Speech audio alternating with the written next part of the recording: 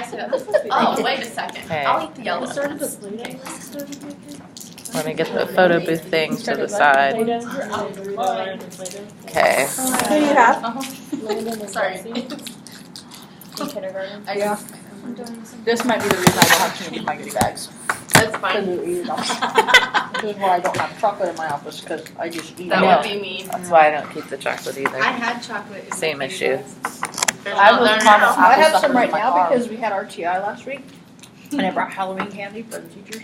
And they didn't eat enough, and so now I'm like, Oh, you should have brought it. I wonder how long it'll take me. Candy corn. I bought a bag of candy corn and I told Scott to take it away from me because I'm like, I can't have it. And it's, Doesn't tempt me. That I is the hid weirdest it in my crap. couch. I hid it in the little side of the couch after I told You're him to like take a it away. junkie! I know. And I was like, yeah, he I doesn't. didn't need it, man. And then I sat and ate it while I watched something last night. I was doing work. Okay. I'm gonna grab it out of my office. It's the little thing against the Hi back wall. guys. Oh, here. Let me move this So again. I'll go get it. Okay, can you see us? It's really bad reception today, bad quality. But you can see and you can There, hear. it's cleared up a little bit. Yeah, that's weird, isn't it? It usually isn't that like pixelated. We're starting the whole, here's a psychoeducational eval, here's a school psychologist, here's how the world works, because Wednesday we'll actually have a redacted, de-identified psychoeducational eval to look at, talk through, interpret, make recommendations off of. So today we're going to start with, again, what's the school psychologist's role? What's your role working with the, hi, Dr. Sample. What's your role? Yeah, hi. What's your role in working with the school psychologist? How's that whole identification process work in terms of evaluation timelines and referrals for testing? And we're just going to kind of cover the waterfront with those pieces. We'll see how long it takes us today because the bulk of the work will be done on Wednesday. So you probably, I mean, you may want to take, written notes, but you may not need your computer for anything at this point. Unless you like to do your notes on the computer, that's legal too. That was funny. We're almost all here. That's the one I meant. I'm sorry.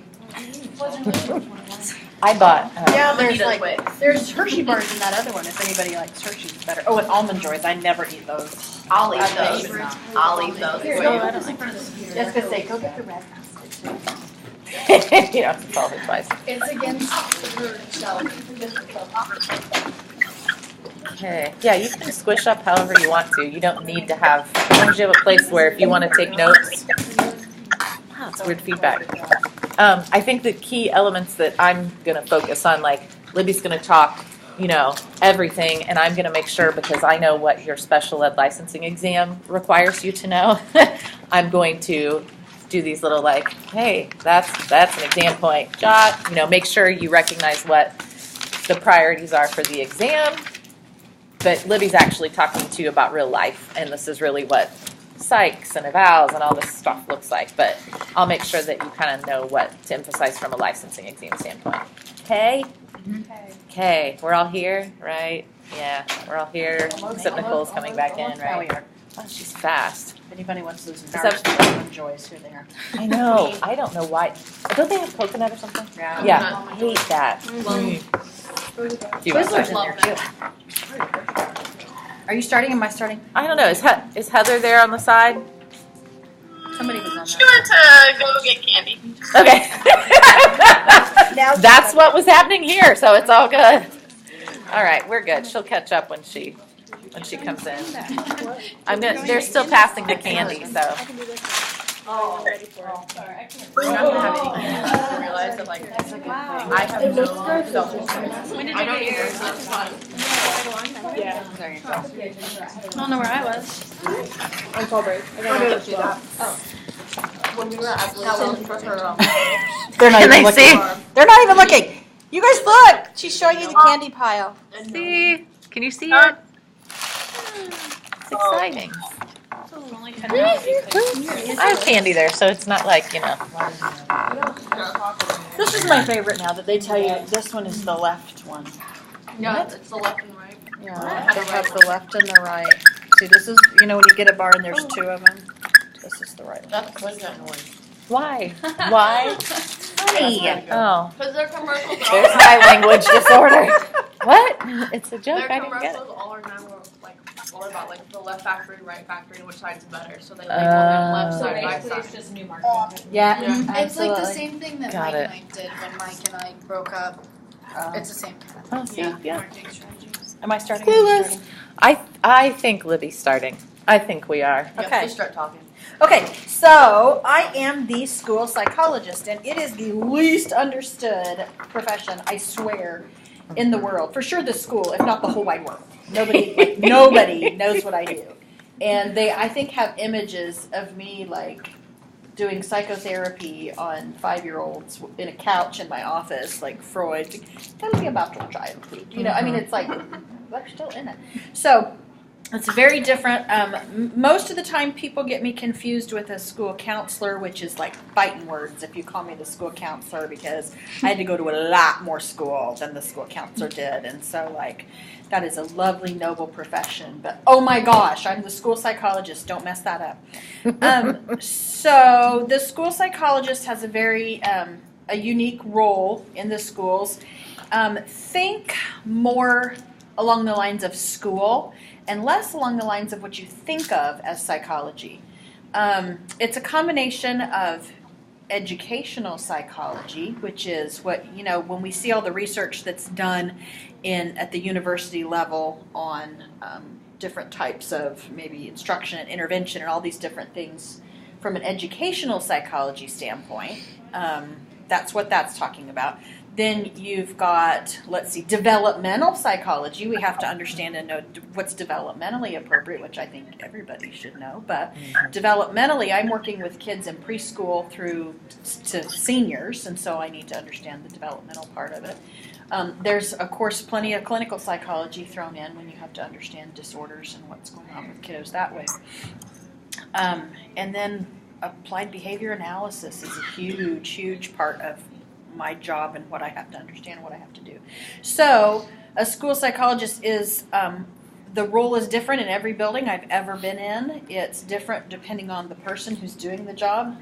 The one thing that the school psychologist has to do that nobody else can do is the special education testing, and not all of it has to be done by a psych, but a lot of it has to be done by a school psychologist.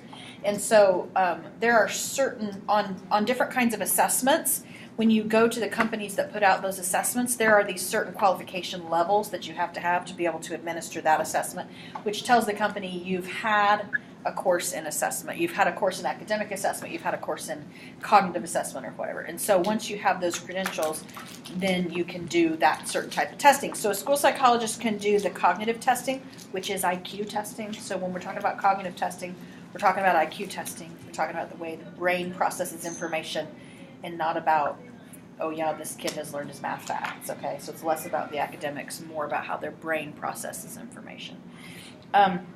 So it's the most common job role for a school psychologist is to do the special education evaluations. So a kiddo comes to school and they're having a hard time learning. Now, by law, the school has to try some different things, and there needs to be an RTI process. The teacher needs to have tried different interventions for whatever that child's struggling with to try to help them along. And then the RTI team might meet and say, okay, let's do interventions to address this problem, whether it's behavioral or a reading disability, which is the most common thing, one of those two. They will go in and try different interventions and different things to help that child learn. And then if nothing they're working or they're using is working, or if it's working but it's not working well enough, or there's a response but not sufficient response to intervention, then they might say, hey, we need to evaluate this kid for special education evaluation. So when they do that, then they will call in the school psychologist. Now, I have learned in this building I have to be involved in that process right from the very beginning. So I'm working with the teachers to come up with interventions, and I'm on the RTI team saying, okay, have we tried this? Have we tried that? Let's do that. Let's do this. And kind of helping teachers understand how to collect data and how to monitor progress, the things that you're learning to do now. A lot of teachers don't know to do that. Maybe it was, maybe they were educated before any of that, was standard operating procedure. And so I will help them through that whole process. The goal being, I don't want to evaluate every child in this school. It takes a dang lot of time to do an educational evaluation when a lot of times all we need is the right intervention and the right focus with, implemented with fidelity for an appropriate length of time.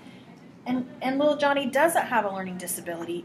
He just had an exposure problem. He wasn't exposed to enough of the curriculum. So a lot of what I do is to try to actually stop that evaluation from ever needing to happen. But when it does have to happen, I have to do it. And so there are Indiana special education law. This is Article 7 of Indiana special education law, and it is pretty much my Bible, my handbook for school psychology. So this has all of the rules and regulations and things that have to be followed for an evaluation. Pause. Do you remember in 2400 when we would only look at just that little part of Article 7 for every disability area, and we stopped after here's what the definition is of it, and then I said when you get to assessment class you actually have to know the parts that come next, which are all the assessments that have to be done for each eligibility area, and who all needs to be involved in that process. So if you can train your brain again and remind yourself of what that looked like in Article 7, you're like, oh, wait, now that's that part she was talking about. So now we're kind of getting into that conversation because that's what Libby has to live off of, is that part that we didn't cover yet because you didn't need to know it then. But now you're going to be the ones with the school psych to know, oh, in Article 7 it tells me exactly which tests have to be done for every eligibility area and what we're supposed to be looking for. So like the first one, because they're going through an order, so we look at the eligibility criteria. So the first one is autism because it starts with an A. So we have autism and it gives the definition and it gives, what it is and what it isn't. These are the criteria we go by, and then here are the assessments that need to be done for that type of evaluation. And what is the things that are in here are the educational definition of an autism spectrum disorder for this one. That is not the same thing as a medical diagnosis. That is not the same thing as what's going on outside of the school. This is the Department of Education's definition. And so when parents come to me and say, well, my kid has ADHD, he needs an IEP, the first question that comes to my mind is, why? To what end? What services does this child need? And sometimes I'll go in and I'll see a child who is functioning at grade level or above. This child is fine. This child doesn't have a need for special education services. Does he have the medical diagnosis? Uh-huh. Is it impacting his education? Not to the point where we need to intervene and give him special education services. So just having a medical diagnosis of autism doesn't mean I'm going to evaluate that child for an educational evaluation for autism. Because Pause again, because I want you to make sure you're actually jotting down those two little key facts, because I used to talk about them in 2400 too. Diagnosis versus eligibility. Diagnoses are medical, and then eligibility is education. So medical, diagnoses, education, eligibility, those are E's, there are D's in the other. I know it's weird, but that's a testing thing for licensing exams. And then the other thing that Libby said, it's a question for you guys. What's the phrase that we used in 2400 nonstop? If it's a disability, if we're going to determine them to have a disability, we find them eligible, then it has to adversely, and remember that phrase, adversely impact or adversely affect educational performance, because all throughout the licensing exam, that language is the specific language they want you to look at. So adversely impacts educational performance, and then it's eligibility versus diagnoses, because they'll trip you up on the exam if you're not careful. They'll be like, a student was diagnosed with blah, blah, blah, and then they're actually wanting you to talk about eligibility after that. They don't want you to fall into that trap. yeah, a diagnosis does not mean necessarily that child needs supports at school. Okay, so I go in and I've got these 13 areas of eligibility under which a kiddo could qualify to receive special education services at school. Here's autism. Here is a cognitive disability. We're talking about a cognitive disability. Oh, wait, I missed one. Blind and low vision. Cognitive disability. And we're talking about someone who is mildly cognitively disabled. We used to call that an intellectual impairment. Before that, it was mental retardation, and it was mild, moderate, severe, profound. So we have different levels within that. Deaf, hard of hearing. Deaf and blind. So you can see some of these are not going to be things you are ever like dealing with. Or kids, a developmental delay. Used to be a law that only impacted children, or that only could apply to kiddos up to age 5. This past summer, that law was changed to up to age 9. A child can hold that label as having a developmental delay. I could talk like for a whole class on every one of these. I know. It's An hard to know emotional what disability, a speech or language impairment. It's very important. A lot of people don't understand the difference between a language impairment and a speech impairment. Speech impairment is articulation. I can't say O's very well. Okay, maybe I can't say L's. That's articulation. A language impairment is when a child is struggling to produce the language necessary to verbally communicate. Or maybe they put words together in a really funky order. You know, their syntax is very odd or unusual. Maybe they're struggling with pronouns or whatever. Language is not speech. Speech is not language. And it's very, and the language disability is one that I think is often overlooked, and people don't understand that reading disabilities are often caused by a kiddo who has a language impairment. Multiple disabilities. You can guess what that one is.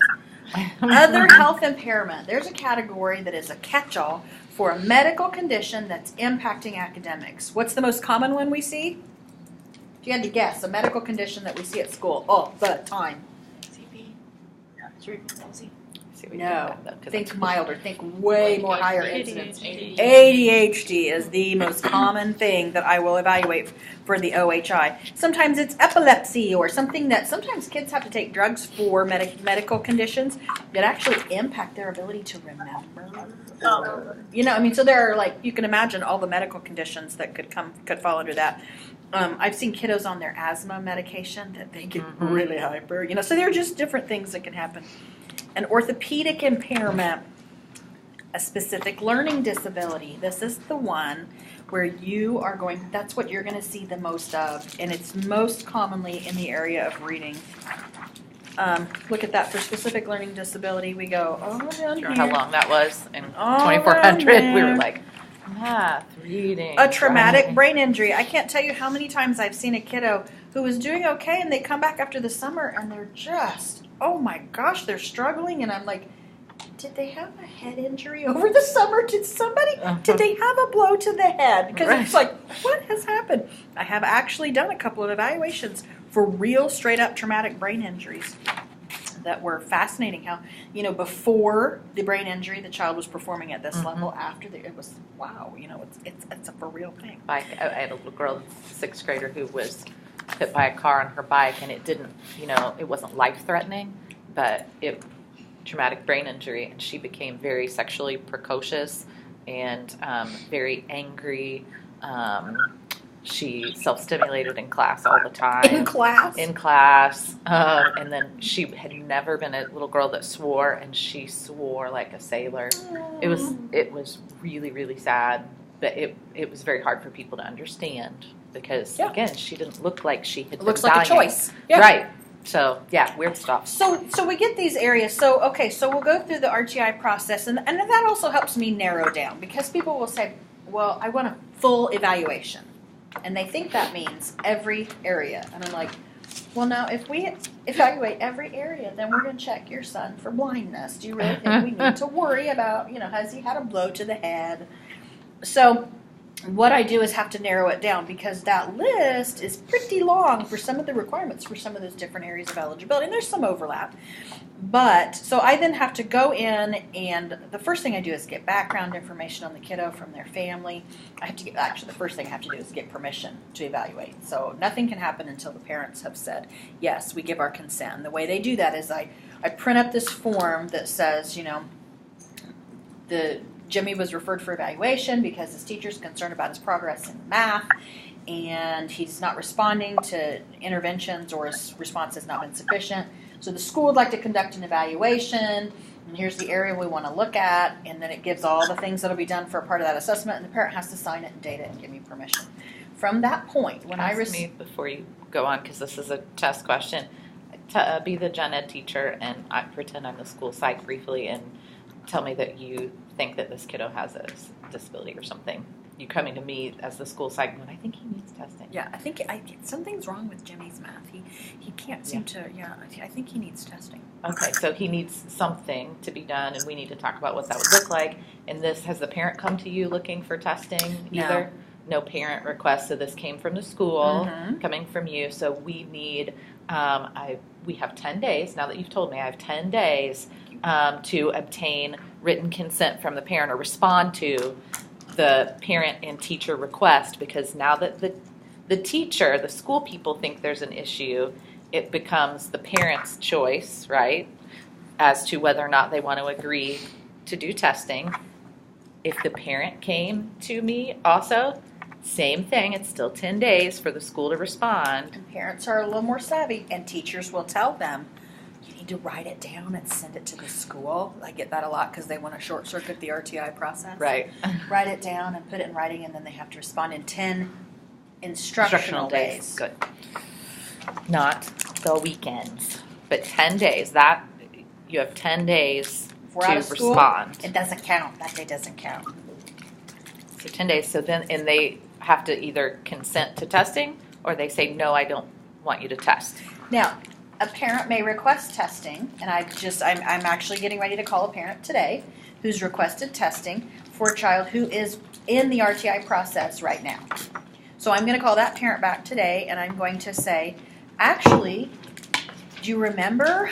And they never. Do you remember when I told you we were going to do this intervention, and you signed that paper saying we could do this RTI process? We're intervening. We are teaching her, and we're doing it in a one-on-one setting, and here's how many times a day she's getting it, and here's what we're teaching her. And then we're going to monitor her progress for 8 weeks, and at the end of that 8 weeks, we're going to look at the data and decide if we need to continue that intervention, if we need to change that intervention, or if we want to refer for testing. And so I'm going to say to the parent, we're in the middle of that process, and so we are going to deny your request for an evaluation at this time until we have the data that we need. And so then that has to be put in writing. Okay, we looked at it, we addressed it, but we're not going to test it this time because we're in the middle of doing something here that's going to inform that process. And she may respond to the point where she doesn't need to be tested. And oh, how wonderful is that? Wouldn't that just be the best if she made up all the ground? And I will spin it in such a way that by the time I'm done, she will think, oh, I hope they never have to evaluate her.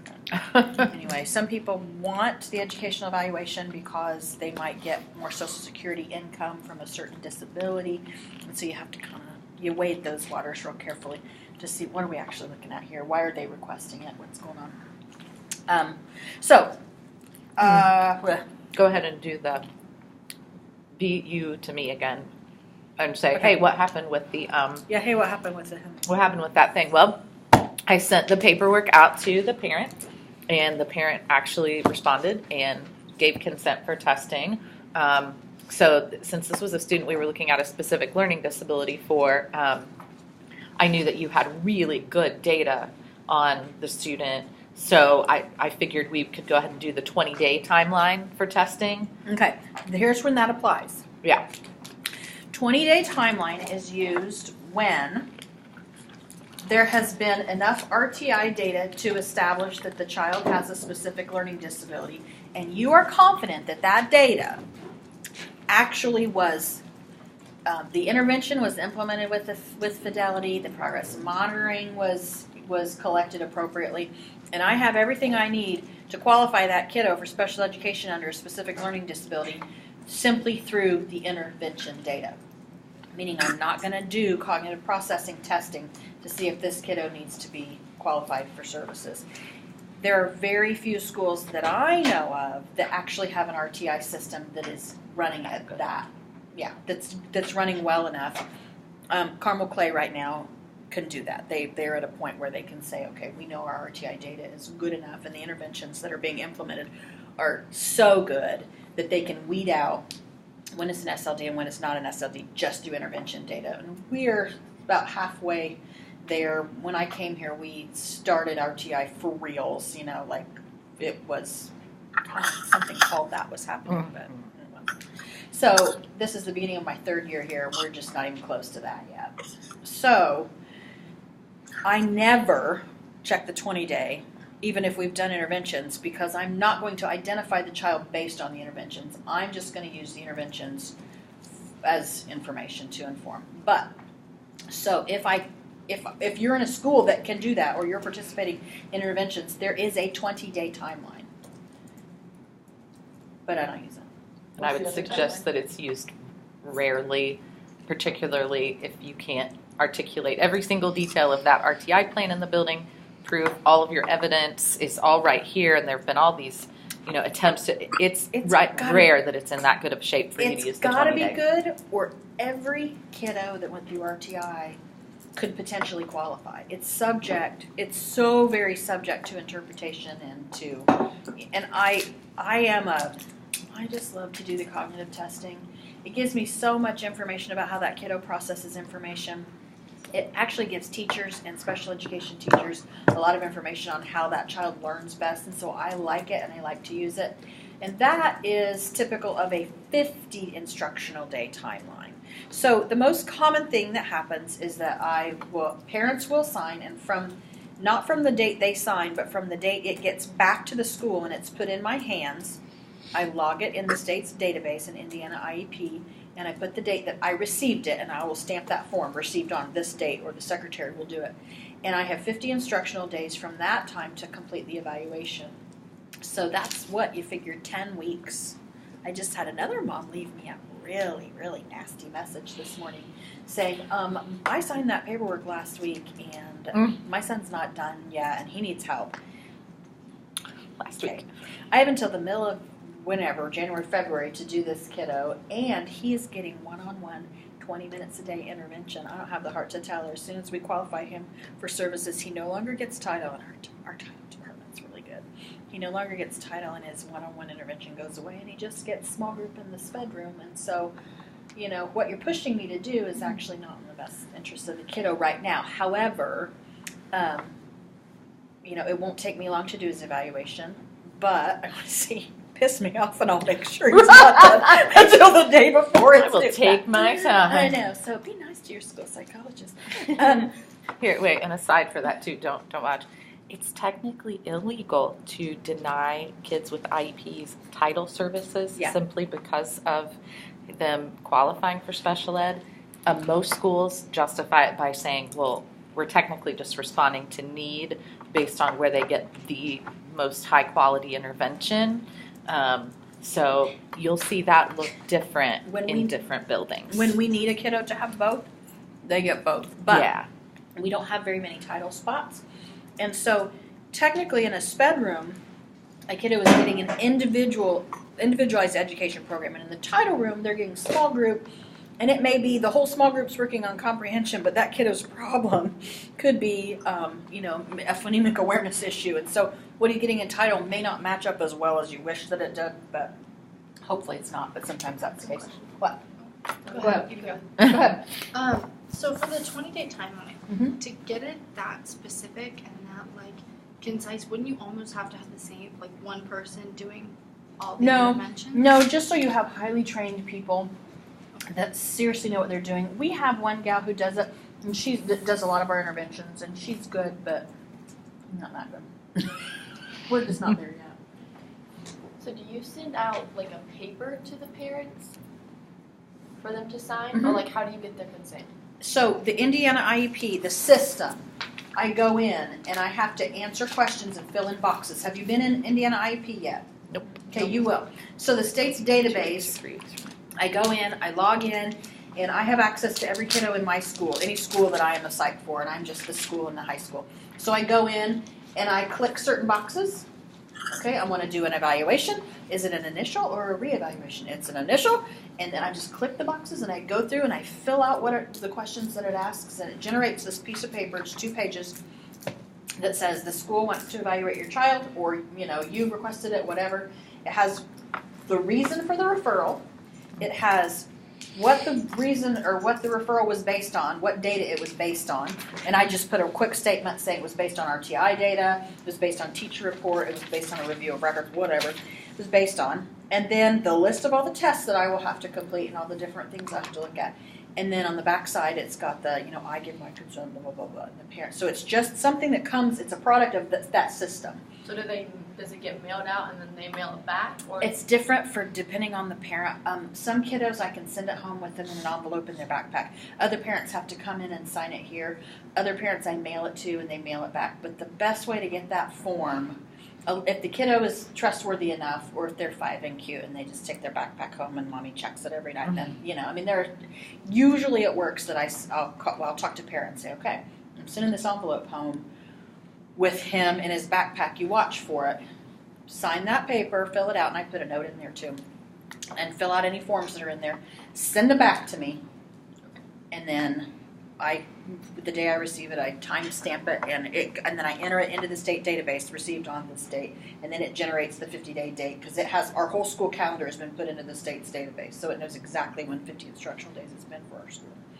So then I get that back, and then I have to go through that form of all of those different assessments, and say I'm doing a specific learning disability in reading for a kiddo. The form tells me I've got to collect background information like social and developmental history. I just have a certain one that I send out to everybody. It's just a form that I send out to parents that gives me background information on birth, development, medical, emotional, behavioral, adaptive, all this information about the kiddo. A lot of times what will happen is I'll be teacher didn't know something, or I'll be evaluating a child for something, and then that social and developmental history form tips me off to, there's a whole nother can of worms nobody knew about. We may have to adapt what we're doing. If I have to change or add an area of eligibility, I have to go back into the system, recreate a referral, get another signature, because I can't test a kid for autism who I've only had permission to test for an attention problem. So I have to have parental permission to do anything, which is as it should be. Try to test my kid without telling me, I'll come after you. So then I go down. So say I'm doing a specific learning disability. I will observe that child in the classroom, and that's one of the things on that paper. I'll observe that child in the classroom in the suspected area of disability. So I'm not going to watch Jimmy in PE if he can't read. I'm going to go during his reading block, and I'm going to watch how he functions in that setting. Now, sometimes I like to go during math, too, just to see if there's a difference in that child's functioning or their demeanor, especially if the teacher says he's really high in math, but, boy, he's really struggling with reading.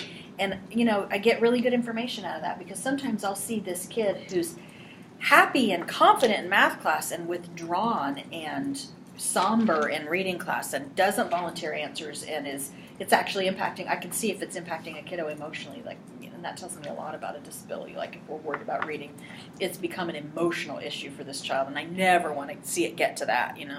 I'll go in and do, for a specific learning disability, I want to know how that kiddo processes information, and so I'll do cognitive testing. Pause.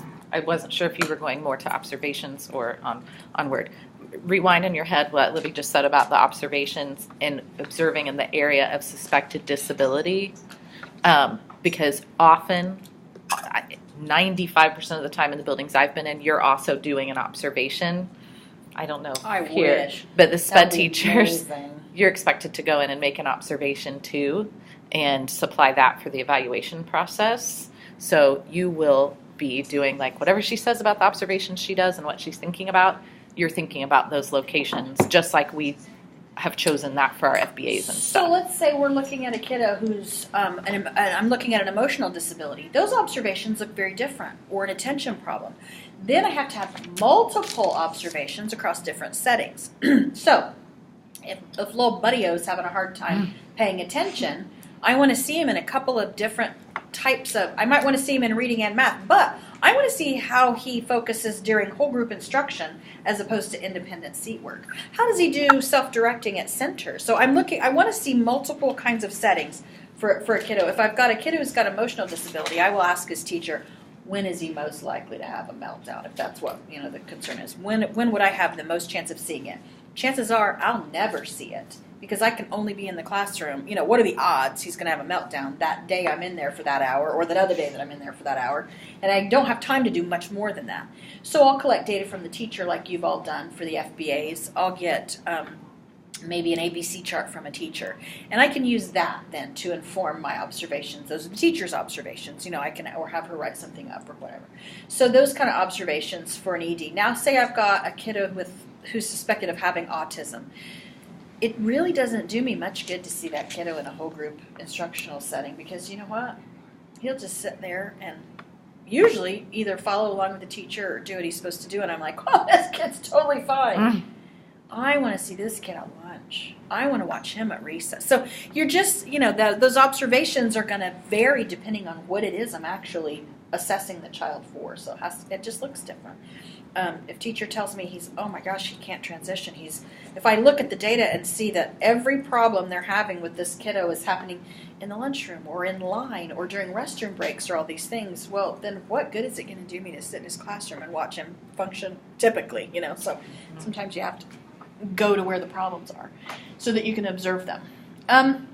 So I'll do that. I'll do academic testing to see where he is academically. And I look at different areas. I always look at reading and math, but sometimes I'll look at oral language, listening comprehension, oral expression. Sometimes I'll look at his writing. Sometimes I look at math fluency. But it doesn't often. I'm like, I don't know when we're ever in life going to have to be able to do it really fast. So it doesn't inform me that much. But, sometimes I'll use it to say, okay, we have 0 problems with math facts. However, math problems, so I might use it to show a contrast or something. So there are these different areas that academically that I'll look at. And you need to understand with cognitive testing and with academic testing, when I do those tests, and I do all mine now, it's really cool. I have iPads and I do digital administrations. So the kiddo has an iPad and I have an iPad. And the question or the visual will pop up, and if it's a memory test, the kid is, when the screen changes, he has to remember what he saw kind of thing. It's all happening and immediately feeding back to my iPad, and it's keeping score, and it's keeping the time, and it's awesome. I love it. So then it will actually score it for me, which I love because when I'm scoring it manually, there's just how much more opportunity for me to make a mistake. So it scores it for me. So when I look at that, then I should have brought one. I'll bring one next time. So when I look at that score report on that child, I am looking at that child's score as compared to other children of the same gender and of the same year and month. So 10 years, 9 months. I'm not looking at other kids who are 10 years, 1 month. I'm looking at other kids who are exactly that kid's age and the same gender across the whole nation who were normed on that test. And it kicks out standard scores, which I'll show you on Wednesday if you've had any training at all yet in like a standard curve, a bell curve. When you look at where people fall statistically on that bell curve, that's what this is talking about, and I can show examples of that on Wednesday. Yeah. Okay. And make sure you wrote norm referenced was aligned with what again? Norm.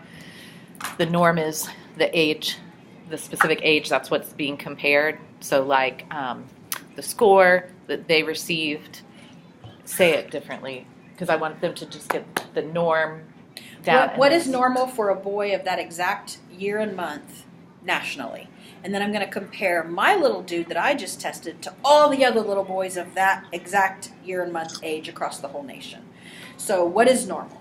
And so then I can look and say, okay, I've got these ranges. He falls within the average range on this, this, and this. But, look at this. My little reading disability dude, his auditory processing was a little bit low. I want to go back and dig into that a little deeper, and so I'll pull out my tests of phonological processing. I'll pull out some different things to try to get and say, okay, what is it? Where's the breakdown? What is it about auditory processing that isn't working in this little dude's brain? And then I'll do the academic testing, and I got to correlate those two, those areas of known, okay, we got weaknesses here cognitively or intellectually. Now I have weaknesses academically. These all match up to different areas. Like your brain, reading happens in these different processing areas, and math happens in this different processing area, and this one. So if I have math processing weaknesses with a reading disability, something's not right. Usually that means they have an attention problem. Right. Get bent down. I'll be like, yeah, I better go back and check his attention because that was really funky. Right. But they match up, and they do. And the one you're going to see on Wednesday, Ann and I were going through my cases and, found a kiddo that we think will be a good test case for you all to look at, a sample case. You can see how that matches up. And so then, it will ask, maybe if I'm doing an emotional disability one, it'll ask for behavioral and emotional rating scales in multiple settings. So I get rating scales from mom and dad, I get rating scales from a teacher here at school. If they're at the high school, I'll get multiple teachers, and then I can look at their functioning in different settings because I can't see it, but it's very good. It informs me. If it's autism, they may want to know about symptoms related to autism. I have different rating scales for that. So I have different tests and different assessments that align with all of those different things in that list that they say, okay, if you're looking at autism, you got to do this, this, this, this, and this. So I have assessments that are, like norm reference assessments. There are times when I have to do criterion reference assessments. Maybe I've got an autism kiddo coming up that I have to test that parents wanted to know, if there was something that came up they needed cognitive processing. Well, this little kiddo's nonverbal. I can't do that test on this age child for this thing. But I can do a questionnaire with the teacher and a questionnaire with the mother. Can he do this? Can he do this? Can he do this? Can he do this? And by the time I'm done, I get a criterion reference. So there's a way to assess everything. There's a way to get scores for almost any behavior or any kind of thing that you're trying to assess a kiddo and compare them then to typically functioning children. So initial evaluations, it's the same timeline for initials and for re-evals. Sometimes I'll have re-evals that have a different timeline. If it's just they need updated testing scores before that child's next annual case conference.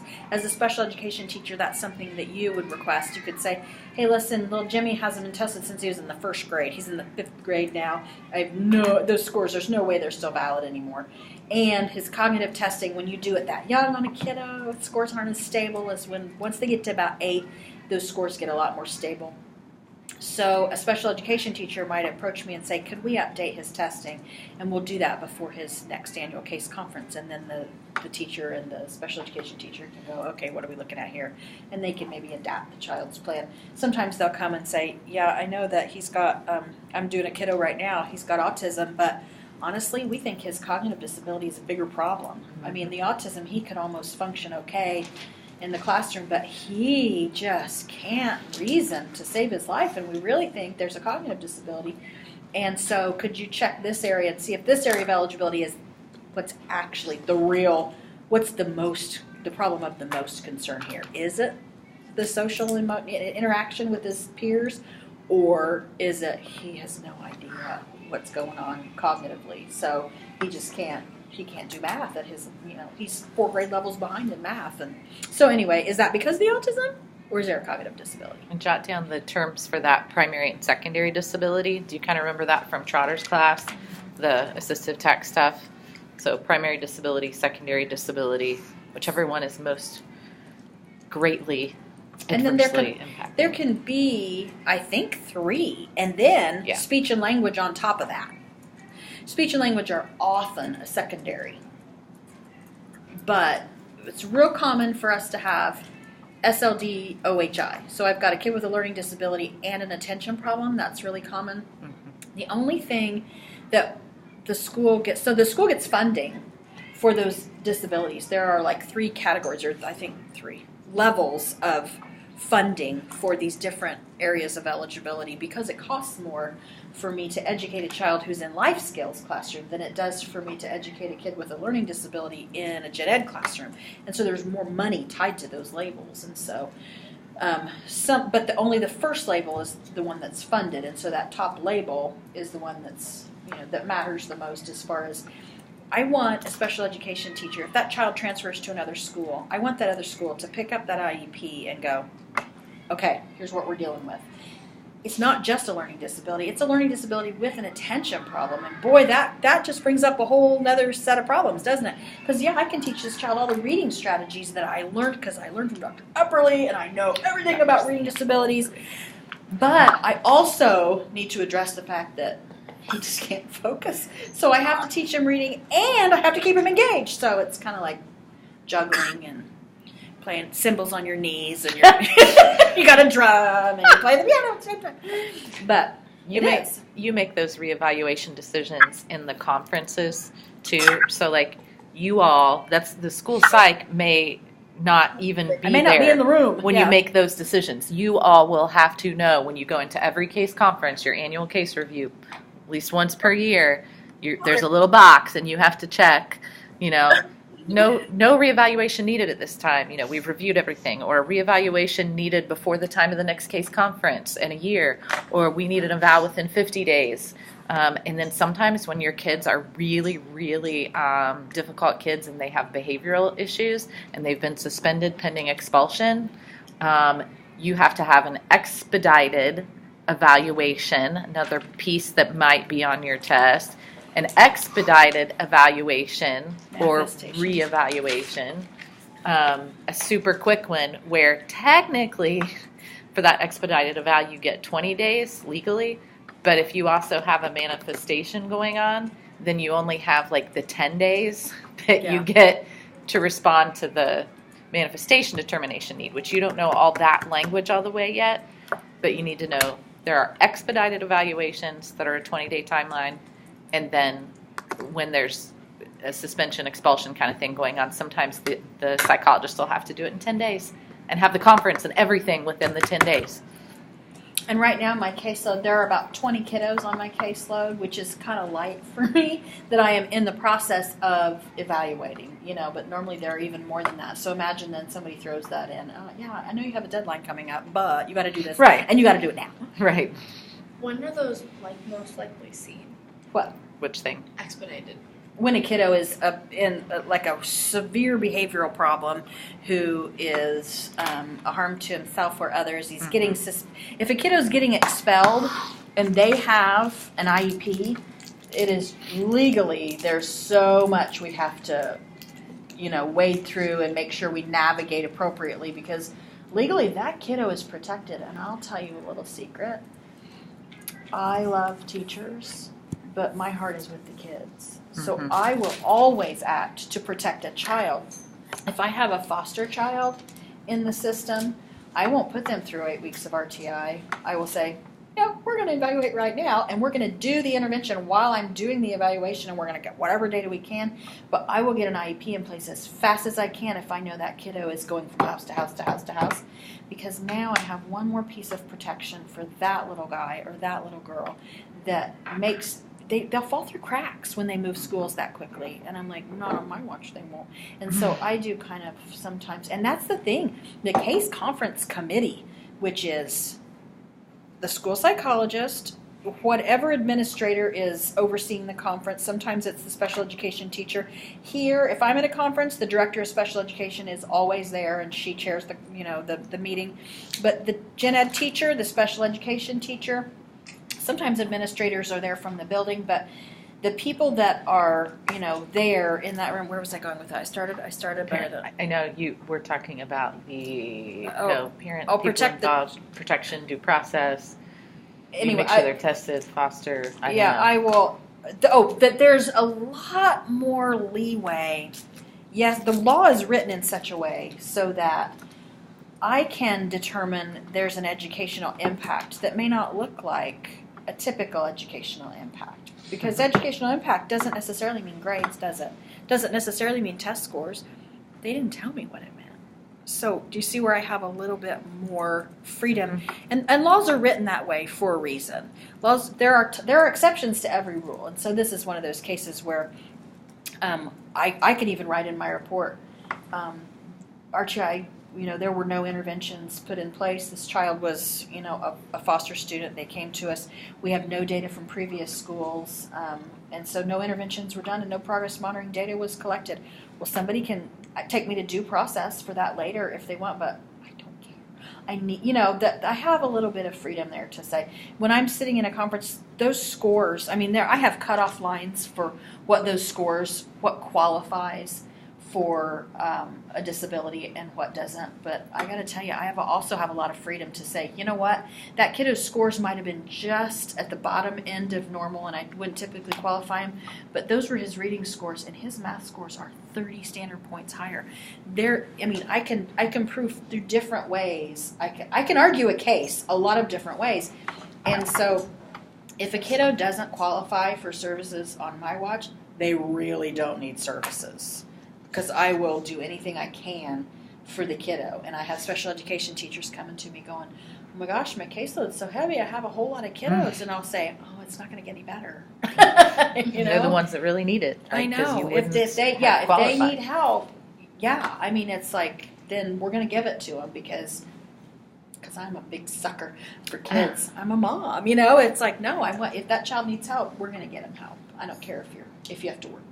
So, I may not be your favorite school psychologist in your practice, but So I will always go for the kiddo's best interest. What happens with the kids in foster care if their legal guardian at times says no? Do they get that choice to say no? They don't get to be evaluated. Sure, but they never do. Okay, that's what I wondered. Because they want as many services as they can get for that kiddo, and they know it, and it's different when it's your own child, and you're like, there's nothing wrong with him, and you're refusing service because you don't want to admit that buddy's got a problem, and so foster parents are like, oh yeah, any support you can give him. I've never had a foster parent say no. They'll seek out Yeah, go ahead. I just don't want you to forget the educational surrogate language from 2400. Remember one of the vignettes? The girl was a foster child, and she was living with another aunt or cousin or something like that. And so legally, when it's a foster situation, you have to have either that foster parent is trained as an educational surrogate, or the school or somebody has to provide an educational surrogate who legally understands what the special ed law is there for and how to make decisions like that. So that's another way that we prevent someone who doesn't understand, that's providing foster care but doesn't. And we pull in DCS for all of those conferences. So whoever their caseworker is typically an ed surrogate too. So lots of people can be trained by it, but that language is just, we talked about it way back, and I don't want you to forget ed surrogate. What happens if you can't get parent consent? Well, the child's really really, we still have to provide adequate, free and appropriate public education for the child. And so we just have to do our best to educate that child. The teacher may have to do interventions. They'll get support from Title, or if we have other interventions we can put in place.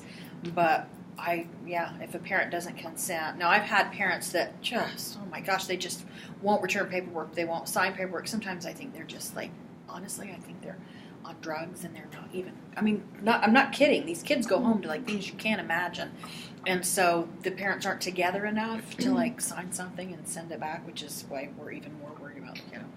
Mm-hmm. If it is a reevaluation and I can't get a parent, because the parent comes to the meeting, so then we have a meeting to go over all my findings and to talk about the kiddo's present levels in the classroom.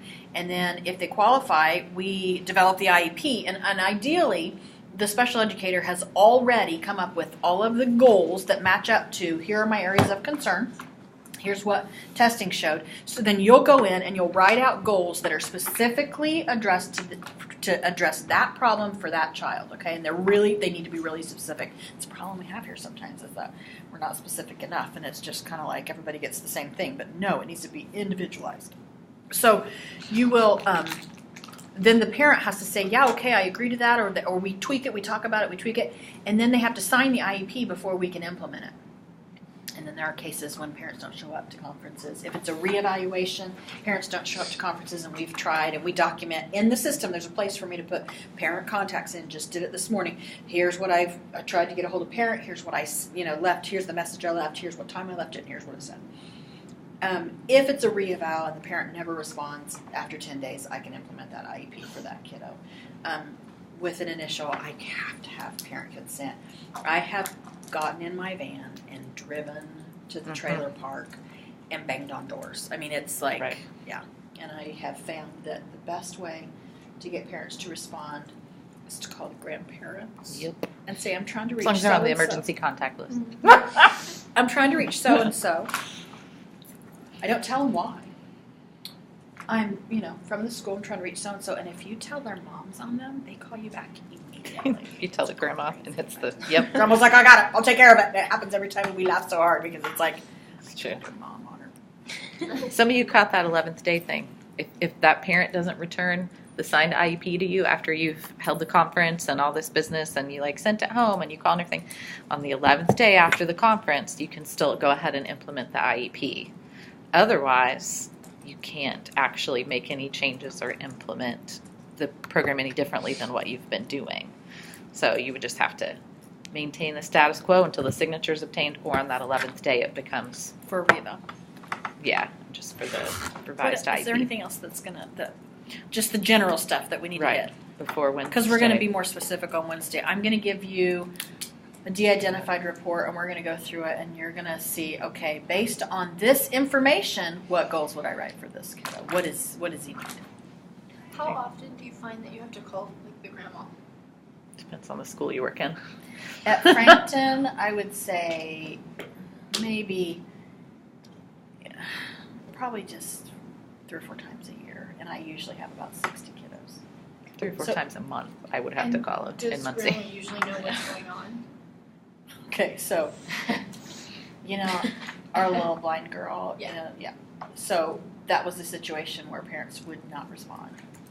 So I said to Jessica, Grandma's listening now. I'm gonna call her Grandma, and she goes, "Oh, would you do it? I'm afraid to." Okay, I'll do it. So I called Grandma, and she said, "Hello." And I said, "Hi, my name's Mrs. Sanderson. I'm the psychologist for Frankton Schools, and I'm trying to reach so and so." And Grandma says, "Let me guess. It's about the vision problem, isn't it?" I didn't give Grandma any information, but Grandma knew right off the bat. I said, "Is it possible to get her to call me back?" And she's like, "Oh, you better believe I'll get her to call you back." I mean, it's just funny because a lot of times you have these parents who just drop the ball and grandparents who are just sick of it. They're like, they've done this their whole lives. And so now that's our population here in Frankton. Very different experiences. I've worked up in Grant County. It's a little more similar to Frankton. I've done practicum work in Hamilton County, very different population of parents.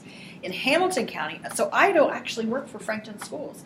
I work for a cooperative of psychologists that comes out of Noblesville. And we have specialists. We have school psychologists, we have blind low vision specialists, we have deaf hard of hearing teachers, we have OTs, occupational therapists, and we have physical therapists. Frankton can't afford to hire those specialists for the students that need those services. And so they buy into this cooperative and they get access to me. I just so happens I'm only in this school district because they assigned me to it, and I'm housed in this building, so it works out nicely for them. But the OTs, the PTs, they all come from the cooperative. And so when I sit at meetings with 13 other psychologists, and only 2 of us work in Madison County, the rest of them work in Hamilton County. And the stories they come back with, well, I had this parent who didn't agree with this, and so he's actually an attorney and he knows education law, and so I can't believe, I'm like, are you only evaluating the children of attorneys? Because they have the biggest legal problems, and their cases, they're covering their backs legally. They do everything exactly by the most minutia, the smallest detail of the law. They have to, and they still go to due process. They're still in hearings about people disagreeing that Jimmy, I know he's in all advanced placement classes and he's making straight A's, but he has a disability, and we're going to get him extended time on the SAT come hell or high water. I mean, that's what it comes down to, It's like, okay. And so they'll get done talking, and they're discussing how they navigated this problem or that, and the psychologist from LaPel and I will look at each other and go, God, Hamilton County problems. I know, we get parents who are like, whatever you can do to help Sissy, we're just so thankful. Right. Okay. No. And I like that because I just want to help Sissy. I know. Oh, the stories. I can't get into story I don't know. mode. That was so like scattergun, but that's basically. We captured all the timelines that we were looking for. Generally Just speak. imagine, Because I know, like, Hamilton Southeast and like Carmel and like Ben Davis. Oh, like, you gotta cover no. your butts. I'm telling No, you. And it's like- if you work in one of those school corporations, you had better know that IEP for every kid inside and out, and don't even think about not giving every service exactly how it says it's supposed to be delivered. Or they'll come for you, man. Nice. They will. Because it just so happens that mommy's an attorney. I used to use the probation officers and counselors, anybody who I had a release of information for, like we could communicate. When I couldn't get the parents to communicate, I would go through the PO or go through somebody else and say, hey, parents MIA, and I know that's part of the probation contract, or DCS workers. I would contact them and say, I know you're their case manager, parents not responding. And so if you're in that type of setting, as compared to Hamilton County, you'll realize very quickly that your collaborators, your network of support system for that kiddo looks a lot different. Yeah. And you need to stay in constant contact with all of them, or you're just spinning your wheels. So all kinds of different things. Okay, I need to hit pause before I do I have a something weird. question from way back when. From way back when in this discussion. So how is it decided if the child gets title or like RTI? Okay, so if a kiddo, so they do this baseline testing with kiddos at the beginning of the year, and they take a certain percentage of the very lowest performers, and they get, that's how the way the Title I is written is that that's a certain percentage of the whatever, and then those kiddos get title services. The kiddos that are in RTI, if it's a reading problem, almost every single one of them is in title, so they're getting both. They get title. And title is a small group intervention, so what tier would that be? Good job. So they've got tier 1 in the classroom, they've got title as tier 2, but RTI is now, okay, let's take this up to tier 3 and let's do one-on-one, which is what you're all doing for us, is most of your kiddos would be in title. Does that make sense? Are some of the kids doing both? Mhm. Getting interventions and title? I would imagine all of your kids that are getting intervention are getting title. Have any of you, I don't know if you have that I know. information. I dropped my kid off Yeah, the title. mine goes. You do, so you know yours is getting. I would imagine that they all are, and here's why. What did we base your interventions on? What data did we use? Do you know?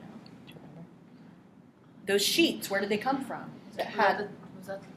That was the title baseline. That's the screen. So we decided at the beginning of this year, we've done it differently different years, but we decided at the beginning of this year that we wanted to double team these little people who didn't know their letters on site, that we wanted to double team the bottom performers, the ones that were coming in and the title was like, whoa, they're really low. And so we were like, okay, well we can address that. So we'll do a two-pronged approach. They'll get title and they'll get all of you. So that's why you have them, is from the data that title collected, because their data was a lot better than anything I got. You know, the teachers didn't have theirs done in time anyway, but, you know. Yeah. So yeah, I would bet you all have title kiddos. I'd be surprised if you didn't. You might not, I don't know. Are your kiddos in title? Yours were special cases. I'll pause.